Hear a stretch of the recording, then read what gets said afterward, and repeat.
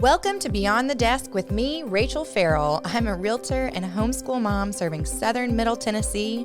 My mission is to help people live outside of their mortgages by buying homes they can afford and using the rest of their resources to live the life of their dreams, which leads us here. On this podcast, we're going to deep dive the real estate market for consumers and agents alike. We're going to talk about work-life balance for folks who choose to homeschool their kiddos. And then we're going to spend a lot of time talking about all the ways that we can live a life unbound. I look forward to seeing you here every week. Welcome back to Beyond the Desk. I'm so excited to be sitting here today with my friend, Alex Walsh. Hi. Alex, tell us a little bit about yourself. Okay, so I'm not from Tennessee, and I'm originally from Maryland. So my family all still lives in Maryland. I have a boyfriend. That's what brought me down here, which is kind of crazy.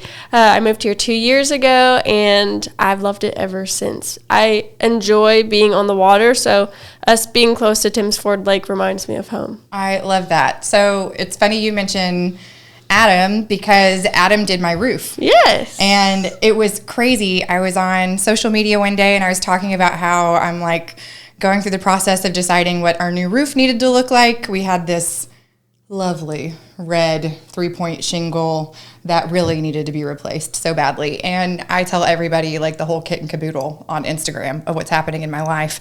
And Alex reached out and she was like, "You're replacing your roof? Call Adam." And then Adam's in my stories and he shows up to my house and he's like, "Hey, I want to do your roof.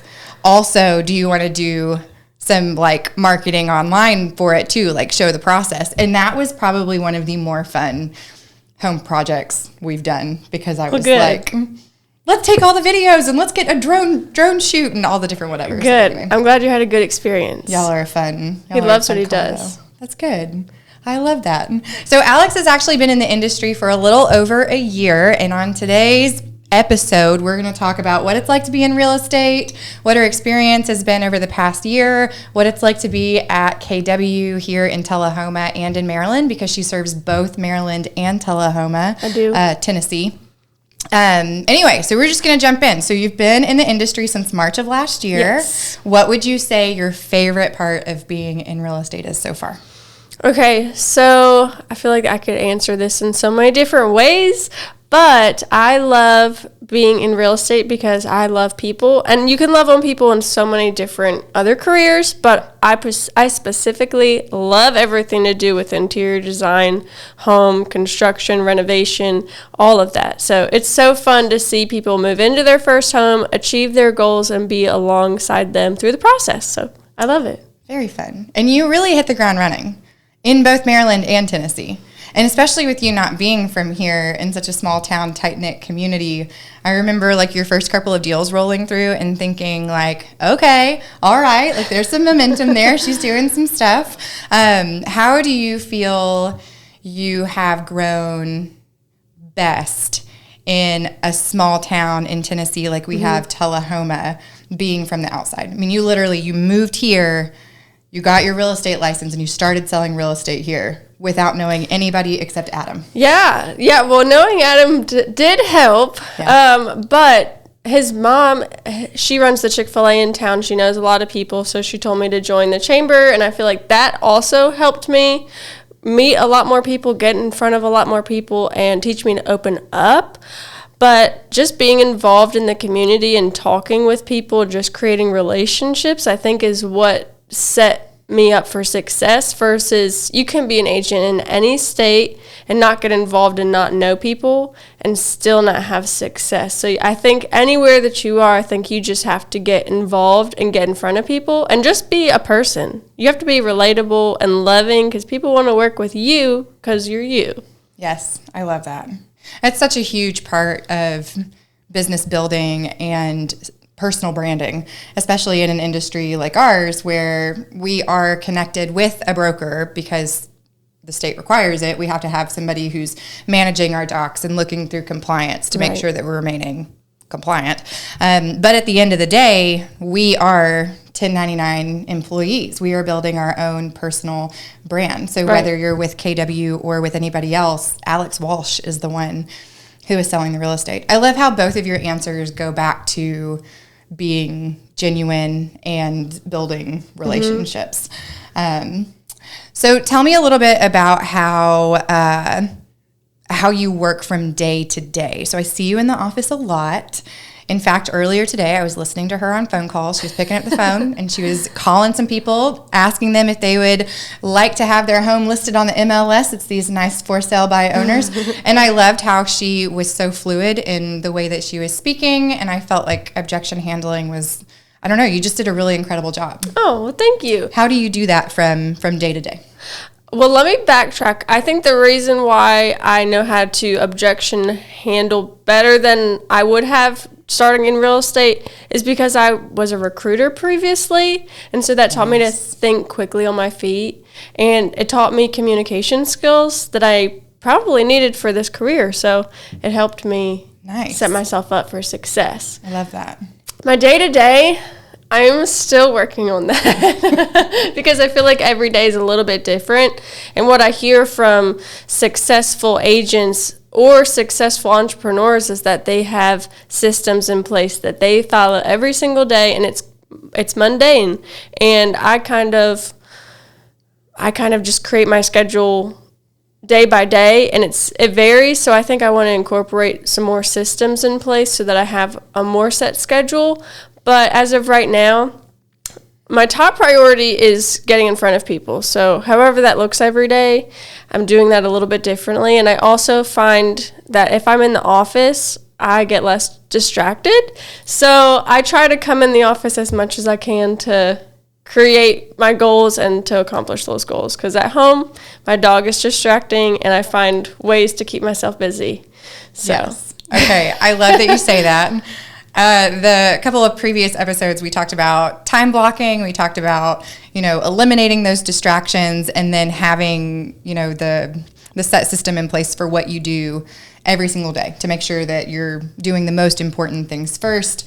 A lot of times people are doing the right thing, just not at the right time. And so making sure that you're doing the right thing at the right time is hugely beneficial. I remember whenever we were at the old office, you saying, I'm going to dedicate time every single day inside of the office because I get the most work done there. And I love that you took a step in that direction. Same thing in my house. If I am home, then I have a child knocking on my door, asking for a snack. I have a dog. I have 2 dogs and a cat and 5 chickens and a couple of fish and a slew of kids that are running around all the time. Laundry's got to be done. Dishes are dinging. Something's happening. And in my mind, I think I can multitask this. While I am doing work, if I need something to upload for a minute or while I'm listening to a book or doing whatever, I can do the dishes. And that never works in my favor. Right. It's much easier to work it the other way around. If I'm doing the dishes and I want to listen to an audiobook just off the cuff, then that's okay. But if I need to dedicate time to work, I almost always end up folding laundry. Yes. I'm the same way. I need to be in the office because everything else will distract me. And even working in the office, I'm learning that I need a quiet space because I like to talk. So I get distracted really easily. Yeah, absolutely. Man, distraction is the spice of life. Yeah. I feel like my side quests are what make my day so interesting. But having the routine has been invaluable. I had have just recently started really putting my feet into the ground to say I am doing this, I am doing the routine, I'm sticking to it, and I'm just now starting to really feel and see the fruits of that labor, the pattern every single day. You said monotony, and I think so many real estate agents are if you follow the DISC system, we're high D personalities, we're high I personalities. We like to be in front of people. We like to make a big to-do list, big picture thinkers, but the mundane tasks, none of us are really all that great at. If you find a realtor that loves being in the weeds with their spreadsheets, then you found a unicorn. Not me. No, it's something that we kind of have to either teach ourselves to do effectively in a way that is fun and a dopamine hit, or you have to leverage it out and give it to somebody else. Right. Hopefully, I would like to get to that point because it's not my favorite. I do not like to keep up with organization. It's not my skill set. Yeah. I really like to be in front of people and creating relationships. But in order for me to stay consistent in what I'm doing and make sure that I'm following up with the right people, I need to have these systems in place so that I can continue to do that. Definitely. At a higher level. I want to get to a higher level. One day I'd like to have a team, but we have to get there. I love that, and I can't wait to re-interview you on the podcast whenever you have a team and you can tell us how you built it. I think that the hardest part of being in real estate is that relationship building, getting out there and doing the thing. Mm-hmm. And the easier part is figuring out the organizational systems in the background, especially whenever you have them handed to you the way that we do here in the office, to be able to work the paperwork the way that we do. That part is taken care of for the most part. It's being okay with having the self-confidence to put yourself out there on social media or in the different networking circles. Hello, my name is Rachel. I sell real estate. Please use me. Right. Can be the hardest. Yeah. I have recently gotten a little bit bolder after taking Bold, because I was at the doctor's office yesterday and my doctor mentioned that he rents, and so I gave him a business card and I told him to call me. So hopefully that turns into something, because he sounded interested. I love that. And then this morning I was at the dentist and she was cleaning my teeth and I asked her, do you know anybody that's looking to buy or sell? Sorry, keep going. And turns out she wants to be a home hacker. Oh, no way. So I got her set up on a duplex search, and now we're trying to have the perfect one for her in McMinnville. She might know of it. Talk about a side quest. We might just have done a deal right here. Wow. Okay, so backtrack a little bit. For those of you who don't know what Bold is, Alex, tell us a little bit about what Bold is and what your experience was. What Bold is to me, because I might not give the right definition. That's okay. What Bold was for me is that there's a team of, 70 agents all in the same building. We met every Thursday, and through the week we had to keep track of talking to 100 people and making sure that we journaled every day, and we set ourselves up to get in front of as many people as possible. And then we would reconvene on Thursdays and talk about our success, maybe some of our fallbacks, what we've learned, and then we kind of just learn to be bolder in what we're doing so that we can continually stay in front of people. That is really the biggest objection that people face. Yes. I think is you just have to get in front of people. Absolutely. So it's a way to keep yourself accountable, which I need. Yes, definitely. It's a huge course. I think it was like 8 weeks. Mm-hmm. It's an 8-week course. Like she said, every single week they come in and they talk to each other. There's an instructor that is Keller Williams certified. Yes. That comes in and gives like mindset. It's by the end of it, you're standing on a table. Oh, Captain, my Captain. All the things. You're crying. Steve it's Schluter. Good. What's his name? Steve Schluter. I love that. When I took it, it was Dusty Oglesby. And he was like big in the Bold circles, and I think he's back to selling real estate in Texas with his wife. They've got like a crazy cool big team. Awesome. But the idea behind it is creating massive growth with a massive amount of accountability. Right. It's a fantastic program that Keller Williams offers through their different market centers occasionally throughout the year. But I think some of my favorite takeaways of Bold are the Bold laws. It's that mindset piece of the whole Bold puzzle. Your cells can hear your thoughts is the one that I am constantly having to remind myself as, I'm going through the day, as I'm recording this podcast and thinking, oh no, everybody's going to hate it, or nobody's going to listen to this, nobody's going to want to see it. My cells can hear my thoughts. My body's going to start doing what it is that I'm thinking. And if all I'm thinking is negative, if I've got negative energy flowing through my mind all the time, then my feet are not going to want to do the walking to get me to where I want to be. Anyway, Bold is an excellent course. So along the lines of the KW path, you're with Keller Williams here in Tullahoma, Southern Middle Realty, and you're with Keller Williams in Maryland. Yes. Tell me a little bit about starting your career with KW. How did that work for you? So when I first got my license in Maryland, I did not know that I was going to be moving to Tennessee, actually. And I moved 2 weeks after I got licensed. So I originally interviewed with a friend through Instagram. She was not with Keller Williams, but I loved what she was doing in real estate. She was all about social media, and it just grew my passion to sell real estate even more because I wanted to do the same thing that she was doing. And I ended up not going with her company because I kept getting a call. This Keller Williams agent kept calling me. I don't know how he got my number, but he found out that I had just graduated and got my license. And so he kept calling me, asking me to meet with him to talk about Keller Williams. And honestly, I did not even want to interview with Keller Williams because I was set. I wanted to meet this girl, and I wanted to be in her brokerage so I could learn from her. But the reason why I went to the meeting was just because I just felt like I needed to go and hear what they had to say.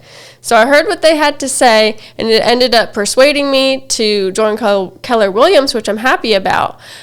She was with a mom and pop brokerage, whereas Keller Williams is a nationwide, worldwide company, and I didn't know if I wanted to be a part of that, and I'm so glad I am. But the reason what really sold me was the cap. I love that. I like that I can keep 100% of my earnings after paying the brokerage a certain amount, because with her company there was no cap, so I was constantly giving them my money, and I like that Keller Williams actually wants to let their agents keep some of that. A lot of it, actually. So I love that. I think what's interesting about, working with a company that takes your money in perpetuity versus working with a company like Keller Williams with a capping model is that with a capping model, it goes back to that branding conversation. Alex Walsh is the realtor. You are the one in charge of that business building. And at some point in time, you have to decide how you are going to grow your business with your own revenue. You don't want somebody else to be deciding, well, with Alex's 30%, I'm going to do X, Y, Z. We're going to put, lead sources this way. We're going to hire this specific transaction coordinator that she has no choice but to use. These are the systems that we're going to use. You have the ability, when you're bringing all of your money back to you, to then reinvest in Alex Walsh Realtor in a way that helps you grow best. Because what works for one person is not going to work for somebody else. Right. Whereas you are fantastic at getting out in the community, doing those events. Somebody else might have, a second job or a first job, and being in real estate is their second job.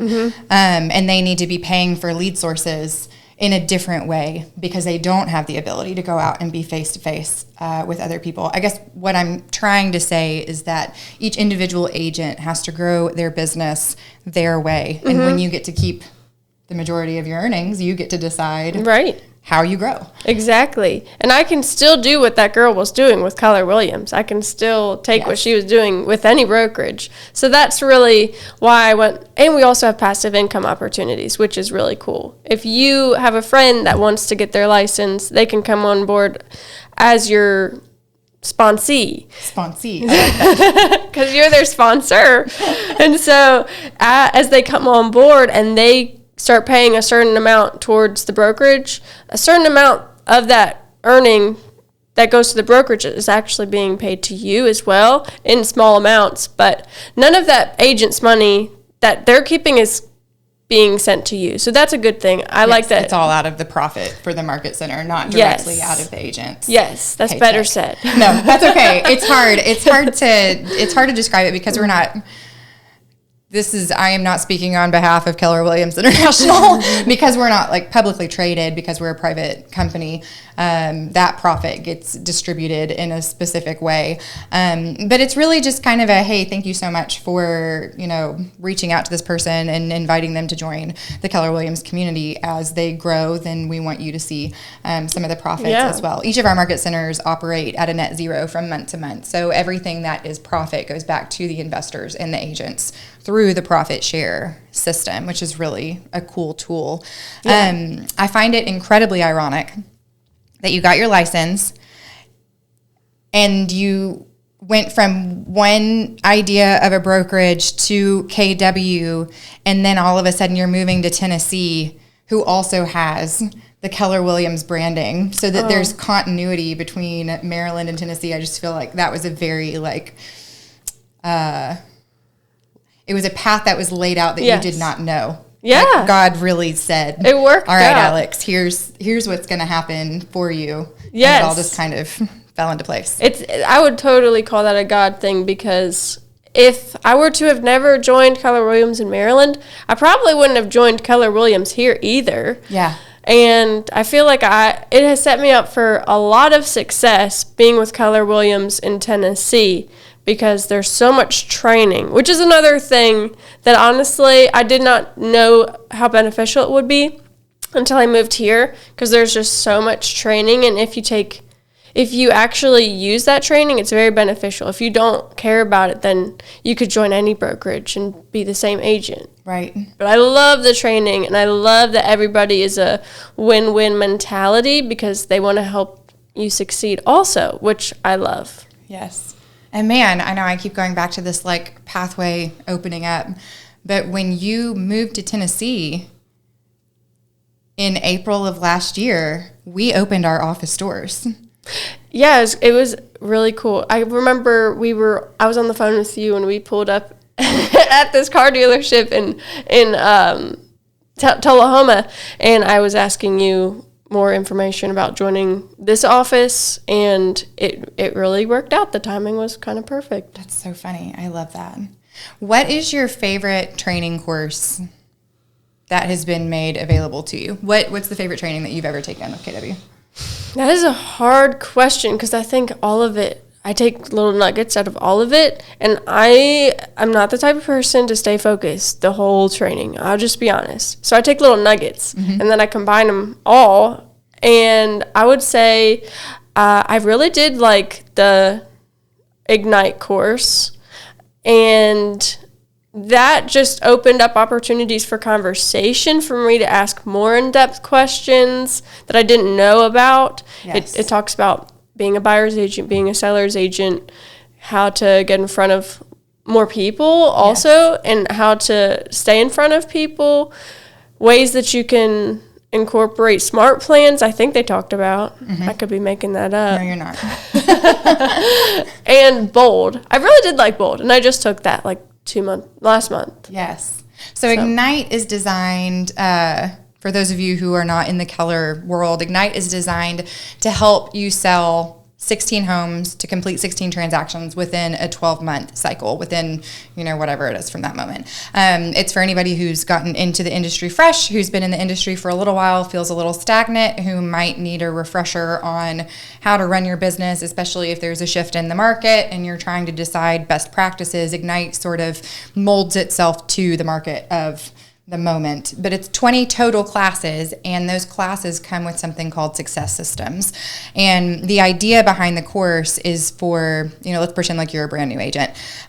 Most of the time, brand new agents will wait to ask questions until they are looking at a client in the face and they're trying to decide, what should I be saying to this person? How do I fill out this contract? All of a sudden you have an agent who's trying to fill a contract out at the same time that a client is looking at a contract, both for the first time.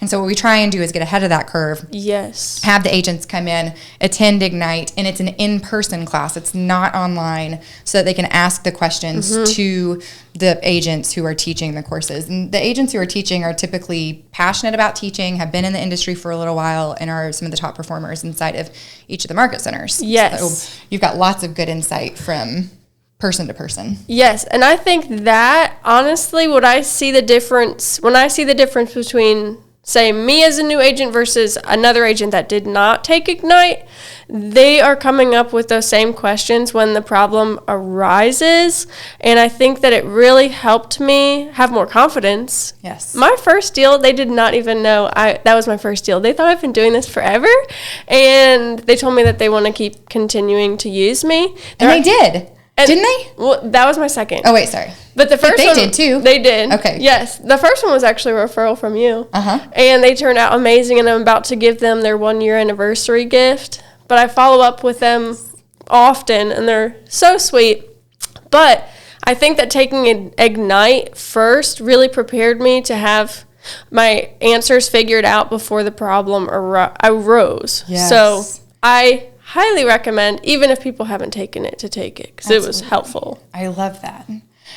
So many problems in our industry, and probably industry-wide, is, well, communication, number one. I feel like almost everything can be solved with better communication. But it's having to clean up messes as you go rather than cleaning like as you go or being ahead of it. You know, I talk so much about cleaning my bathrooms, but I really do. Like, I have a plan in place to do that every single week so that I'm not having to panic clean before somebody shows up to my house. It's the same thing in the industry. Like, the more practice you put into it, whether you actually have somebody at the house or you actually have a client with you or not, the more practice you put into it, the more you do it, the easier it is on the other side. And nobody likes cleaning it. I don't like working in arrears. I would prefer to be one step ahead or on pace with what's happening than to be standing in a scenario where I'm saying, I'm so sorry, I'm going to have to get back to you in a couple of hours.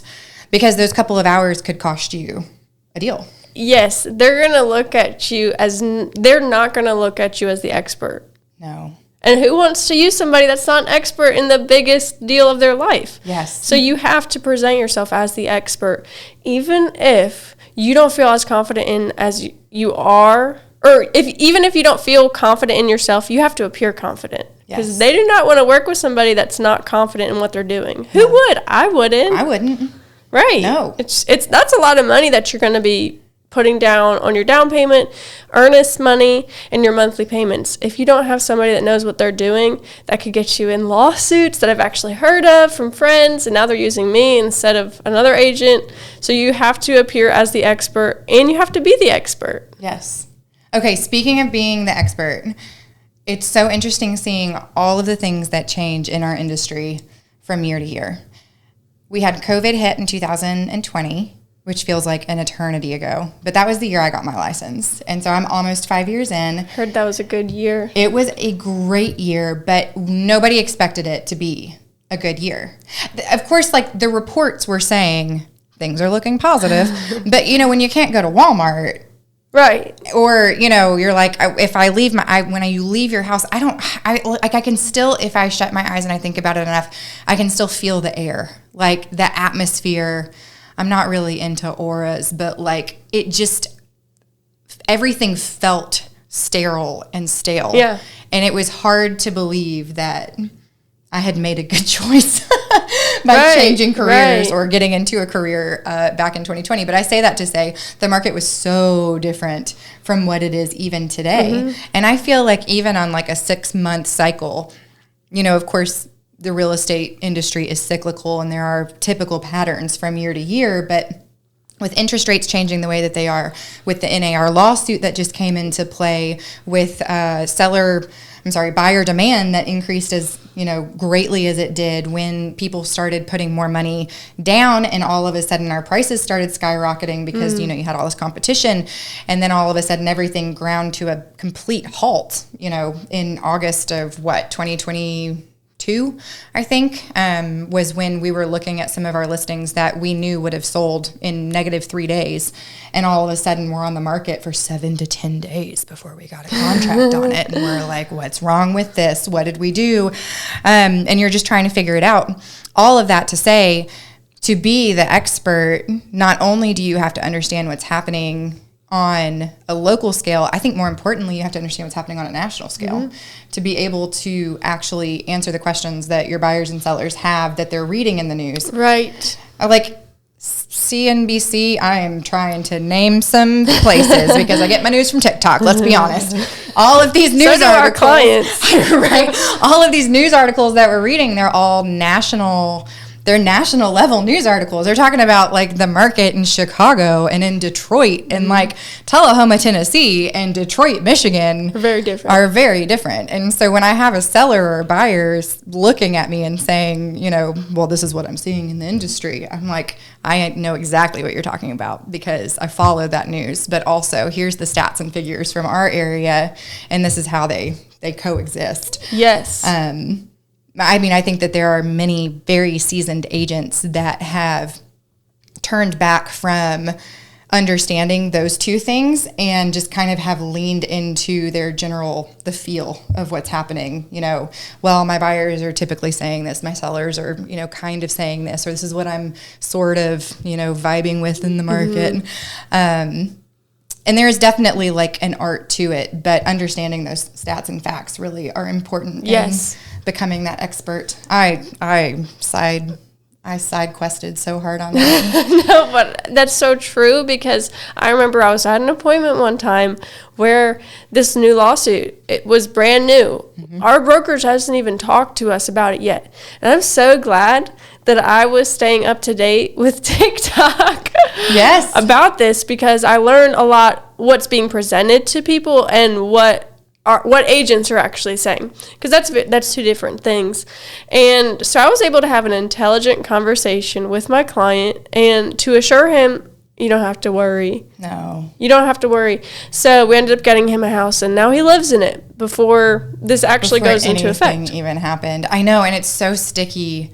It's so sticky. I want so badly to do like an entire podcast on what's happening with this NAR lawsuit, but I'm afraid that I'll end up in a lawsuit for sharing my thoughts and feelings on it. I want to wait until it sort of all like settles out. But the long and short of it, the short of the long of it, is that not a 10 actually is really changing the way that we should be presenting to buyers as agents, and the way that we should be explaining commissions to sellers as agents remains the same. The paperwork's just different. There are agents who don't do a great job of sharing how it is that buyers agents get paid. And that, I think, it was sort of like what am I trying to say? Like the sand and the pearl. That was the thing that started the whole lawsuit, and then it turned into just this whole mountain of other things, which is why really, I feel like almost daily, sometimes, if we have a little bit of a break, weekly, we're getting new updates on what's happening inside of this settlement. But our MLS changes are happening this month, and then following into next month, the seller concession stands. So if you're a buyer and you're listening to this, or if you're a seller and you're listening to this, anybody who is like a consumer who works with a real estate agent, you're probably going to hear new language from your real estate agent. You're probably going to hear your realtor tell you that there is specific paperwork that's going to have to be filled out as a requirement for us to protect both you and us in any sort of real estate transaction, whether that be us showing you a home simply and not actually purchasing the house yourself, any sort of like knowledge sharing. There's going to be a lot more that goes to it. And if you're working with somebody who is well educated and a master of the art of communication, you shouldn't have a problem with it. I do know right now, almost every single appointment I'm walking into, I have a purchase and sale agreement that's blank. I have a buyer representation agreement that's blank. And I'm very like high level explaining, these are the things that are coming down the pipeline. Here are 2 blank forms for you to take a look at whenever you go home. If you have any questions, let me know outside of what we talked about. And that way, people can have the information in their hands before they have to make the decision. I think that's great. It's definitely complicated, though. It is. It is complicated. And I think that you have to read people also. I do not treat every situation the same. I try to understand if they're the type of person that, okay, we can talk about this slowly, or do you need me to explain this to you? Do you want to look at it yourself and then explain? I just try to read the person, because every person's different, so you can't treat 2 people the same. And so I think you just have to think quick on your feet, I think. I think you just have to be able to relate to each person that you're speaking with and know answers. Yes. Figuring out why they're hesitant or nervous, or why they're asking specific questions, I think helps determine the path you choose in explaining it. Why is it that they're asking those questions? Are they concerned that they're not going to be able to pay a certain amount of commission? Are they concerned that they're going to be locked into an agent with no way out? Right. Are they concerned that they're going to end up in a lawsuit? How do you figure out the root of the question so that you can answer in the best way? So interesting. Okay, one last question. Okay. Where do you see yourself in 5 years? This is where I'd like to see myself in 5 years. God willing. I would like to have a team in 5 years of agents under me, and I would also like to have a few investment properties under my belt. I love that. That's my goal in 5 years. It's so interesting, the number of real estate agents that don't have investment properties. I love real estate because you can invest your money into it. I think everybody should. Yes. Why are you in real estate if you're not going to invest your money into it? Absolutely. You got to practice what you preach. Funny story, when I got into real estate, so back in college, I graduated with a degree in organizational communication. I had no idea what I was going to do with it, naturally. It's like one step better than a general studies major, let's be honest. It's like a business degree without the finance. So. Right? We're real good at talking. Case in point. So I graduated with that, and I thought maybe I want to get my real estate license. And it was 2012, December of 2012. And for some reason, the real estate education company, whatever, in Murfreesboro just never called me back. And I had interviewed with a couple of brokerages trying to figure out what I should do to get my real estate license. And they were like, call this company and go to real estate school. Call this company and go to real estate school. And I'm sure there was online school at the time, but I don't think it was definitely wasn't as prevalent as what it is today.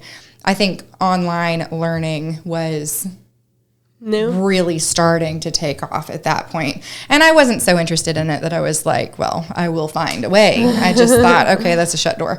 JD was, how old was he? He was 4. He was going to turn 5 the next year. It was December 31st of 2019, and I'd been a stay-at-home mom for almost 5 years. And if you know me, I don't stay at home well. I got to be doing something. And I had a dream. I prayed December 31st. I was like, God, I've got to have a job. Please tell me, what do I need to do? And so I had a dream that we got into real estate, that That's Nick and I were flipping houses, and I was a real estate agent. I woke up on January 1st, and I looked at him, and I was like, dude, I think I'm going to get my real estate license. That's and so cool. He said, go for it. And my husband was like, absolutely, make it happen. So by February 27th, I had my real estate license. And then March, the pandemic hit. That was fast. Oh, you know, eyes on the prize. I hyper fixated on that sucker and got her done. But yeah, it was awesome. By the end of that year, I got my license. I started selling real estate in March. I got my license in March. My first deal was in May, and then I did 12 before the year was out. It was like just a big stamp of That's awesome. Affirmation. Yeah, that you're supposed to be doing it. Yes, absolutely. Well, thank you so much. Yes, I have had a blast talking with you. Me too. I actually just kind of pulled her out of the bullpen and was like, Alex, shoot a podcast with me. So, and I'm happy to do it. I think it turned out really well. Yeah. I'm so glad that you stuck with me. Yeah. I hope this helps someone too. Oh, yes. And just to throw this out there, if you're interested in getting into real estate, Keller Williams does offer free real estate school nationwide, internationally. Doesn't matter how old you are, doesn't matter where you are, whatever it is. You can join that program called K-Score. Save $600. You can save. It's really a nice savings, especially in the whole licensing process. In the comments below, I'm going to tag Alex so that you can go follow her on social media. You can go follow me on social media. You already know where to find me. And then if you're interested in possibly talking to somebody about joining a Keller Williams office, give either of us a shout. We are happy to continue the conversation offline. Sounds awesome. Yes. All right. Y'all have a great day. Thanks for listening. I want to hear from you. If you hear something that resonates with you, give this show a like and a comment. Feedback fuels growth, and I'm ultimately here for you. I can't wait to have you back next week.